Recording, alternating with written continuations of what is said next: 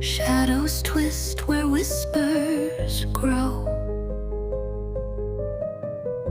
The edge of light begins to flow.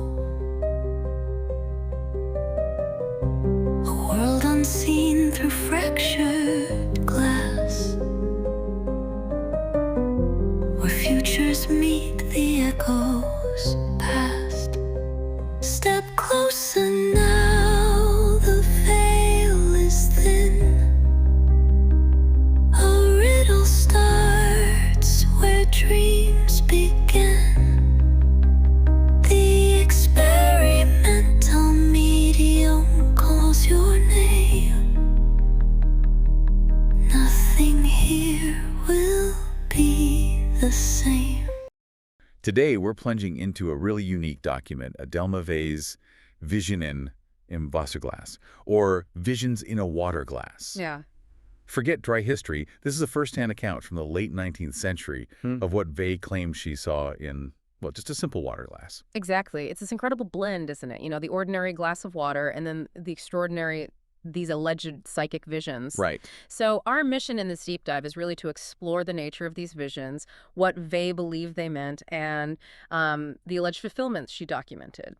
It raises some pretty fundamental questions, doesn't it? What can we actually learn from these historical accounts? Are they like windows into the human mind, the power of belief in that specific era, or maybe something else entirely? Okay, so let's maybe set the stage with Adelma Vay herself. She was the medium, right? Mm-hmm. And the author living in a time, the mid to late 1800s, when interest in spiritualism was really taking off, wasn't it? Oh, absolutely. Seems like everyone was trying to connect with the other side back then. Absolutely. The 19th century was just a hotbed of spiritualist exploration. People were, seeking answers beyond the material world, and mediums like Adelma Vay became these central figures. She clearly believed in her abilities, and she felt this responsibility, it seems, to record her experiences. Right.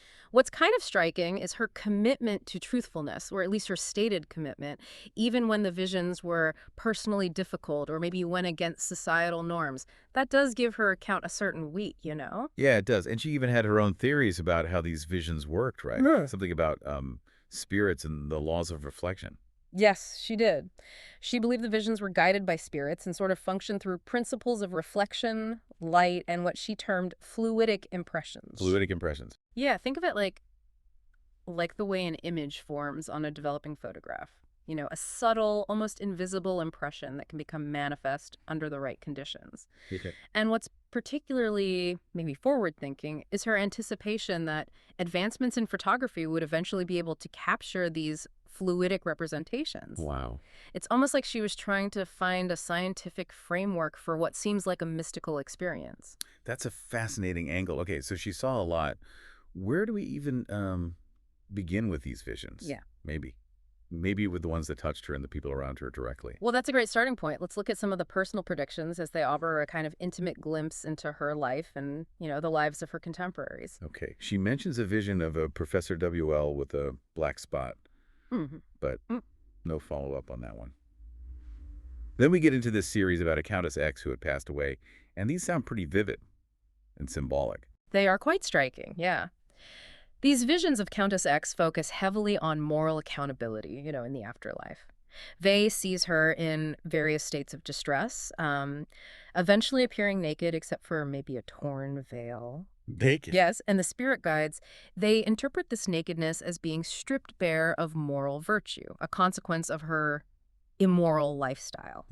Strong language for the time. Very. It speaks to the strong Victorian preoccupation with morality and its perceived impact on one's, spiritual journey. And there's a shadowy figure and an upside-down triangle in there, too, if I remember correctly? Yes, exactly. A black figure with an inverted triangle. The black figure was apparently identified as the Countess's former genial, suggesting some kind of past spiritual connection or influence. Right. And the inverted triangle. Well, it's a symbol with various interpretations, sometimes associated with the feminine, the subconscious, maybe even descent in certain esoteric traditions. Right. While Vay's text doesn't explicitly define it right there, understanding these broader symbolic meanings can add another layer to how we interpret the Countess's spiritual state as Vay saw it. So it wasn't just seeing things. There was this whole layer of symbolic interpretation provided by the guides. Yeah. What other personal predictions stood out? Well, there's this prediction about a lawyer, Advocate C. He was foreseen to have throat problems and deafness, and subsequently faced professional ruin. He was disbarred for fraud, apparently. Wow. Okay. Yeah, so it ties personal health issues with professional downfall in a rather direct way. She also mentions a delayed letter from a cousin G around the same time, kind of linking seemingly disparate events. Okay. And it wasn't just acquaintances. Her own family was involved too, right? Indeed. She had visions concerning her sister R. First, predicting the birth of a third daughter instead of the hoped-for son, which reportedly happened. Later, she foresaw her sister having an accident on the stairs, which also allegedly occurred. It makes you wonder, doesn't it, about the nature of these glimpses. Were they just like random guesses that occasionally hit, or did Vay perceive patterns that were otherwise invisible? It's hard to say, isn't it? But not all the visions were negative, were they? Or about accidents? No. There's the instance of Fanny B's death, and remarkably, the arrival of her brother E's letter on the very same day. The same day. The same day. This suggests a potential connection, perhaps, to events happening elsewhere, almost a sense of, shared experience across distance. And she even recognized a famous person in her water glass. That seems particularly odd. Yes, that one's quite strange. She saw a man's head and apparently recognized it 3 days later as Karl Vogt in a popular magazine, Die Gartenlaube. And adding to the strangeness, she also had a vision of her sister-in-law playing piano on the very evening she saw Vogt's head, which was later confirmed by a letter. And we can't forget the confirmation of her sister R's fall on the stairs after she'd had that initial vision. Right. These examples really highlight the diverse nature of her personal visions, don't they? Ranging from health concerns to just everyday activities, and even the appearance of public figures. It makes you consider if these visions were tapping into some kind of, shared consciousness or maybe a predictive ability. Okay, so that gives us a picture of the personal side. But Vay also recorded visions that seem to have a much broader, more symbolic meaning, right? Precisely. And these allegorical visions are where the interpretations provided by the spirit guides become particularly crucial for understanding what Vay believed she was seeing. Okay. Take the vision of the shining triangle with a head, the naked woman, the crowned king, this powerful angel, and Christ being carried. This is packed with symbolism that speaks to the spiritual and temporal understanding of the time. Right. Unpack that for us. What did the guides say all these images, represented? All right, so the shining triangle was interpreted as Geisterthum spirituality, specifically the unity of Geist, Kraft, Stoff, which is spirit, force, matter within God. Okay, the triangle is unity. Right, and the choice of a triangle, a common symbol of triadic unity across various esoteric traditions, is particularly interesting here. It's just a structured, almost theological understanding of the spiritual realm. And the woman. The naked woman symbolized arid earth, described as being part civilized, part wild, part spiritual, part animalistic, kind of reflecting a view of Earth's dual nature. Makes sense. The crowned king represented Zeittime, observing and counting the Earth's formation, emphasizing the rule of time and its connection to eternity. Okay, and the more dramatic figures, the angel and Christ. Right. The powerful angel was the angel of trials. Its changing colors represented different forms of tribulation. Red for war, green for epidemic, white for death, and blue for redemption. And the image of Christ being carried by a veiled figure was interpreted as Christ being supported only by those with true faith and a, serious approach to life, suggesting a perceived scarcity of genuine believers at the time.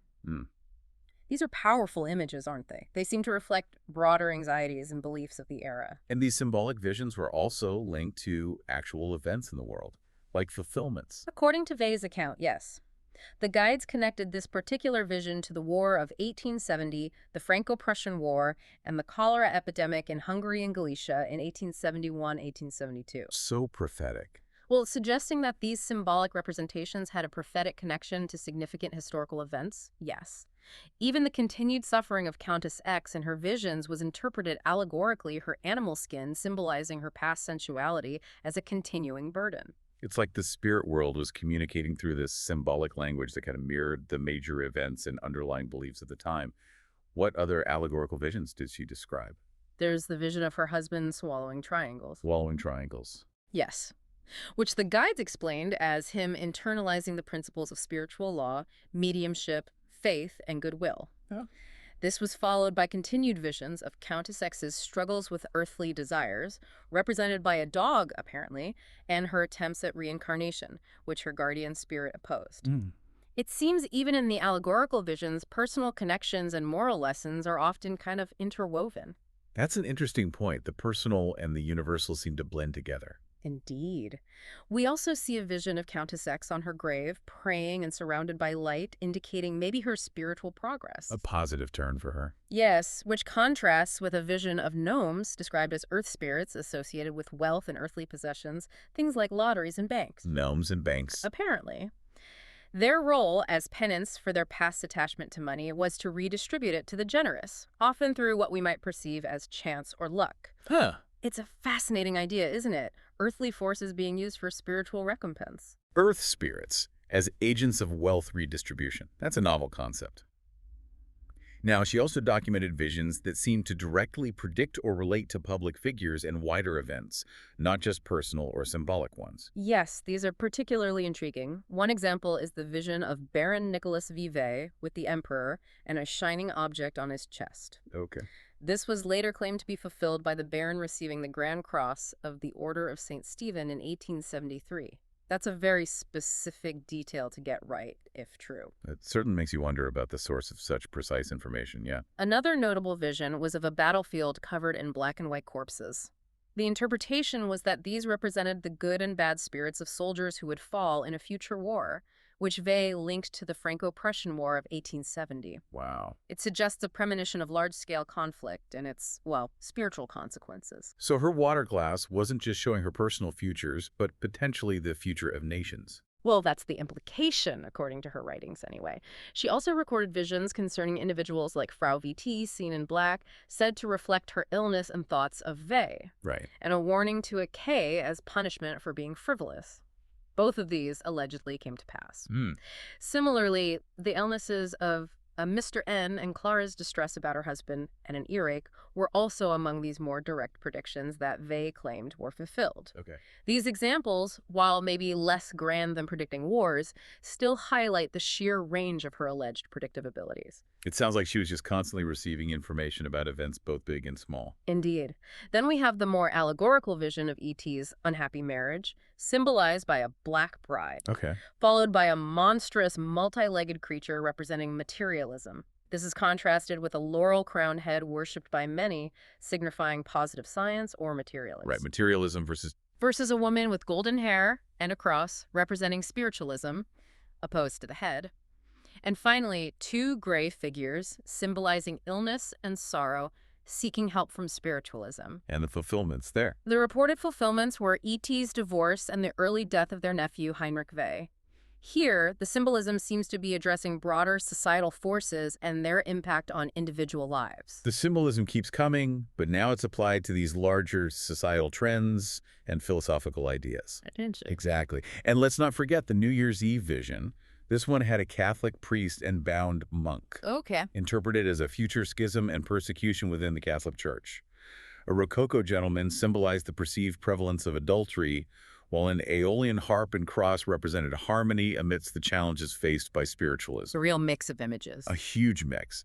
And the appearance of prominent figures like Liszt and Andrassy with a weeping woman was linked to Cousin B.S.'s loss of his wife. And she claimed fulfillments for all of this. She notes the old Catholic schism, the imprisonment of Catholic clergy in Prussia, her own meetings with Liszt and Andrassy, and her cousin's wife's death as evidence of the vision's accuracy. Wow. It's a fascinating snapshot of the concerns and potential future events of that time as seen through her water glass.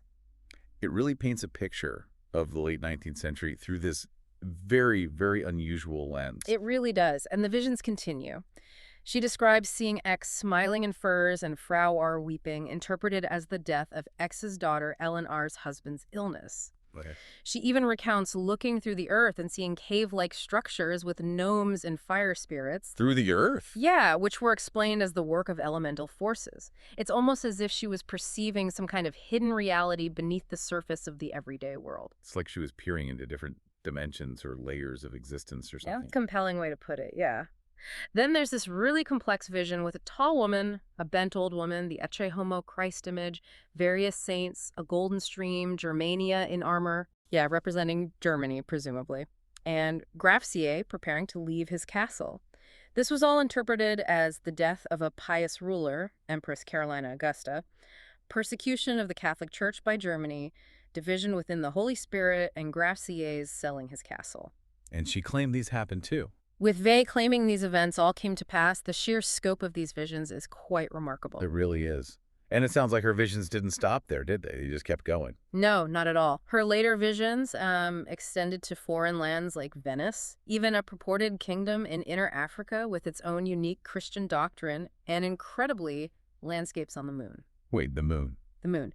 She also recorded visions of specific individuals facing illnesses, undergoing surgeries, even exhibiting rude behavior alongside symbolic imagery like a golden lion and a peacock.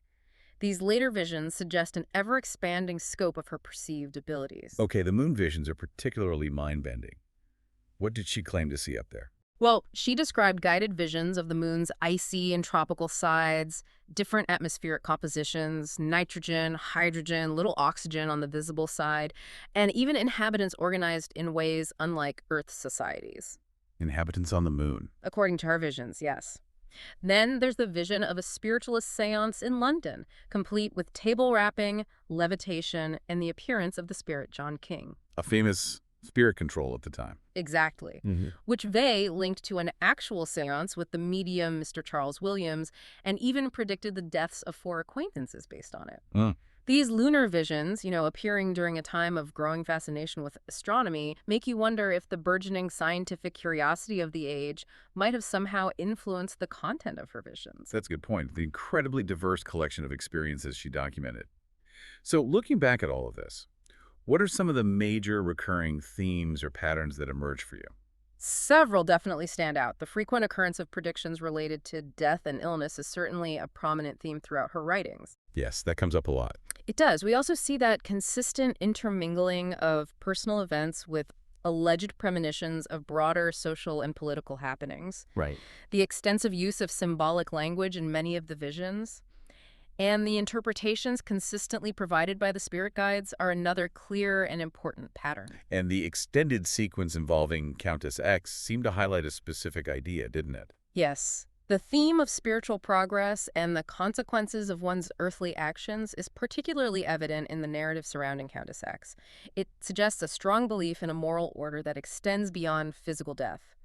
And we also can't ignore those more fantastical glimpses into other realms, planets, their purported inhabitants, which really push the boundaries of what might be considered typical psychic phenomena for the time. Now, according to Vay, what was the understanding of how spirit communication and mediumship actually worked? How did she think this was happening? Well, she placed great emphasis on the role of spirit guides in deciphering the often enigmatic imagery that appeared in the water glass. They were the interpreters. Exactly.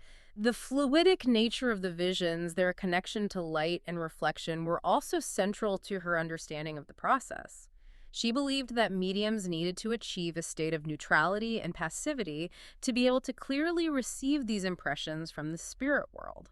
Right. It's as if the medium was a lens, maybe, through which these spiritual communications could be focused. Almost like a receiver tuning into a specific frequency, perhaps. Exactly, yeah. She also acknowledged that the clarity of the visions could be affected by the medium's own thoughts or even interference from other spiritual entities. Okay, so disturbances were possible. Yes. And she briefly mentions the concept of doppelgangers, or spiritual doubles, suggesting they might play a role in how spirits could manifest in the physical realm. That's an interesting concept, this idea of a spiritual double influencing events. Now, there's a particularly unusual section where she talks about encounters with spirits claiming to be from Venus. That sounds quite out there. It is a remarkable part of her account, yes. Ferdinand and W were 2 spirits who identified themselves as Venusians. From Venus. So they claimed. Their descriptions focus on the significant differences between life and the experience of space on Venus compared to Earth. They often struggled, apparently, to find appropriate earthly language to convey their experiences. W, in particular, was described as having a more scientific understanding, almost like a scientific register, according to Ferdinand. So they tried to describe Venus and their life there. What was it like? Yes, they tried, although they were limited by the constraints of earthly vocabulary and concepts. But perhaps even more fascinating was their guided tour of the 7 atmospheric spheres surrounding Earth.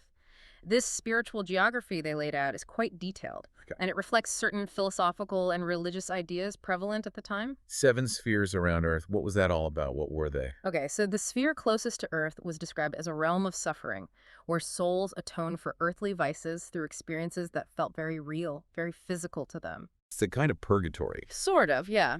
The second was the realm of churches, filled with various religious orthodoxies and fanaticism, with each sect creating its own isolated world. The third was for intellectual religions and nihilists, characterized by stagnation and a lack of spiritual growth. These first 3 seem to reflect humans' struggles and limitations, even in the afterlife. It sounds like these spheres mirrored the complexities and divisions of earthly life quite closely. What about the higher spheres? Were they better? They were described as more positive, yes. The 4th sphere was the realm of inventions, talents, and geniuses, where spirits are surrounded by their creations. Okay. The 5th was a realm dedicated to healing forces, a place of rest and restoration for those who had suffered on Earth. The 6th was described as an Eden of love, inhabited by innocent childlike spirits. Like a heaven. Perhaps a layer of it. And finally, the 7th, the outermost sphere, was the stage of separation from Earth for spirits who no longer needed to reincarnate. It's a fascinating hierarchical structure of the afterlife as perceived through these Venusian spirits. It's a very ordered and detailed vision of the spiritual realms. And one of the Venus travelers had a specific experience in one of these spheres. You mentioned something about Rome. Yes, W visited the ultramontane spirit realm, which he referred to as Eternal Room, and encountered his brother Carl there. Okay. This encounter is particularly interesting because it highlights the persistence of earthly religious dogmas, even in the spirit world, with Carl still adhering strictly to Catholic doctrines. Even after death? Apparently so in that sphere. W's initial skepticism towards a personal god and his gradual shift in belief after encountering a higher spirit named Rezi adds this layer of personal transformation to his otherworldly journey. It's like even in the afterlife, personal beliefs and perspectives continue to shape one's reality. Now, towards the end of these excerpts, there's the account of Buddha appearing and Vay's baptism. That sounds like a really pivotal moment in her spiritual journey. It is presented as a very significant event, yes. Vay describes a vision of herself as a newborn infant being blessed by Buddha in a room filled with light. Her deceased father and an ancestral spirit, Ehrenreich Wurmbrand, also appear, offering her encouragement and strength for her spiritual path. Okay. And adding to this powerful imagery, 4 elemental spirits representing light, Astra, air, Era, earth, a gnome, and water, Bel, pledge their guidance and support. Elemental spirits, too. Yes, a whole host of spiritual beings involved. And Buddha's specific role in this, what did he do? Well, Buddha's pronouncement that this event was Vay's baptism signifies a kind of formal initiation or dedication to her spiritual mission. Right. The imagery of her absorbing light from Buddha and the combined support of these various spiritual entities reinforces the idea of her being chosen or blessed for a specific purpose. It's a powerful and symbolic moment in her narrative, certainly. So we've taken quite a journey through this detailed account of Adelma Vay's visions. Mm-hmm. What are the key takeaways, do you think, as we come to the end of our deep dive here? Well, we've certainly seen the extraordinary range of her alleged experiences, haven't we? From everyday personal predictions to these grand symbolic interpretations of world events, and even purported glimpses into other realms and planets. Yeah, the scope is huge. It is, and the consistent role of spirit guides in interpreting these visions, the recurring themes of morality, spiritual progress, and the very nature of spirit communication as she understood it. It all paints a rich and complex picture of her worldview. And in that sense, our mission for this deep dive is complete, right? We've explored this historical document and gained insight into how one individual in the late 19th century perceived and interpreted the world around her through these very unique experiences. It really prompts us to consider, doesn't it? Yeah. What does this collection of visions, rooted in a specific historical and cultural context, tell us about the enduring human fascination with the unknown? What does it reveal about the power of belief and the subjective nature of perception? And perhaps most importantly, do any of these recurring patterns or themes, even in altered forms, still resonate with our understanding of the world today? It definitely gives you food for thought.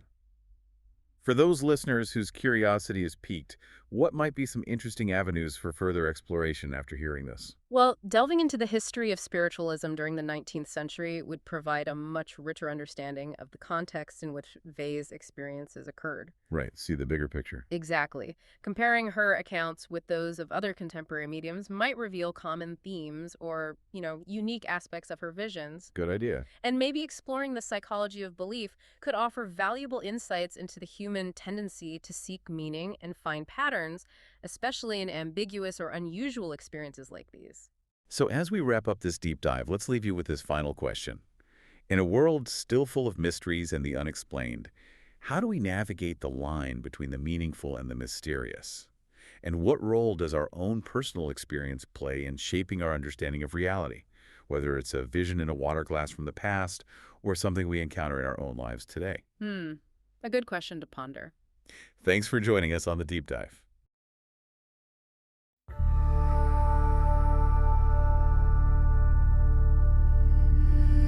Whispers creeping through the haze, shadows dance in twisted ways, echoes hum from worlds unseen. This is where the strange convene. Step into the unknown mind, secrets hidden, twist and bind, truths that linger in between. Welcome to the spectral stream. A voice that stirs the silent night, guides you through the fading light. Journeys deep beyond the real, where unseen forces are revealed. Step into the unknown mind, secrets hidden, twist and bind, truths that linger in between. Welcome to the spectral stream.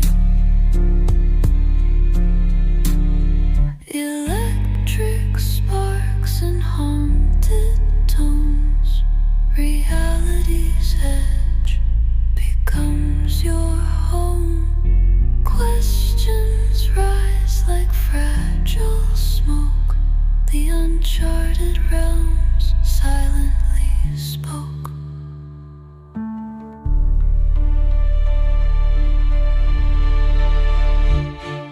Step into the unknown mind, secrets hidden, twist and bind, truths that linger in between. Welcome to the spectral stream.